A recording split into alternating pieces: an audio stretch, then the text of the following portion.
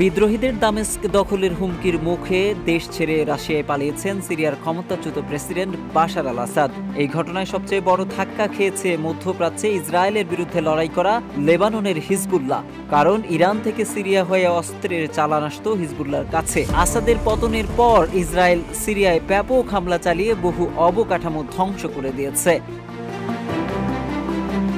এদিকে বাশার আল আসাদের পতনের পর সিরিয়া হয়ে অস্ত্র সরবরাহের পথ বন্ধ হয়ে যাওয়ার বিষয়টি স্বীকার করেছেন হিজবুল্লাহ প্রধান নাইম কাশেম। 15 ডিসেম্বর বার্তা সংস্থা এএফপির প্রতিবেদনে এ তথ্য জানানো হয়েছে।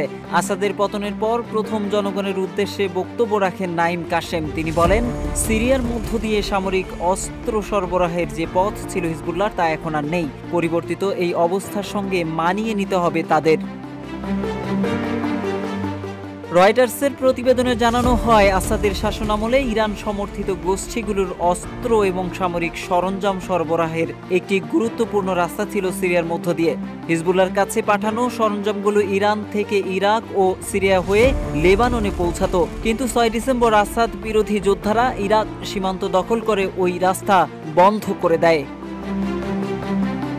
তবে হিজবুল্লাহ নেতা শেখ নাইম আশা প্রকাশ করে বলেন, সামনে কোনো নতুন সরকার আসতে পারে এবং এই রাস্তা আবার স্বাভাবিক হয়ে যেতে পারে, অথবা তারা কোনো বিকল্প রাস্তার খোঁজ করতে পারেন।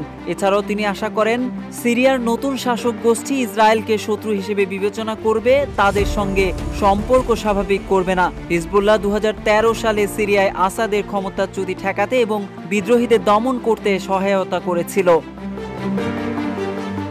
সিরিয়ায় ইসরায়েলি হামলা নিয়ে জবাব দিয়েছেন বাশার আল আসাদ সরকারকে উৎখাতের নেতৃত্ব দেওয়া ইসলামপন্থী বিদ্রোহী গোষ্ঠী হায়াত তাহরির আল শামের নেতা আবু মোহাম্মদ আল জুলানি।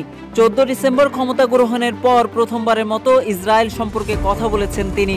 জোলানি বলেছেন, ইসরায়েল সিরিয়ায় বিমান হামলা চালানোর জন্য যে যুক্তি দিচ্ছে তা দুর্বল এবং ভিত্তিহীন। তার দাবি, সিরিয়ার মাটিতে ইসরায়েলের এসব হামলা একটি অযৌক্তিক উত্তেজনা বাড়ছে। এই বিদ্রোহী নেতা সিরিয়ার সার্বভৌমত্বের প্রতি শ্রদ্ধা জ্ঞাপন এবং উত্তেজনা এড়ানোর দায়িত্ব গ্রহণের জন্য আন্তর্জাতিক সম্প্রদায়ের প্রতি আহ্বান জানান। তিনি ইসরায়েলের নাম উল্লেখ না করেই বলেন, নিরাপত্তা ও স্থিতিশীলতা নিশ্চিত করার একমাত্র পথ হল কূটনৈতিক সমাধান। অপ্রয়োজনীয় সামরিক অভিযান কাম্য নয় বলে মন্তব্য করেন তিনি।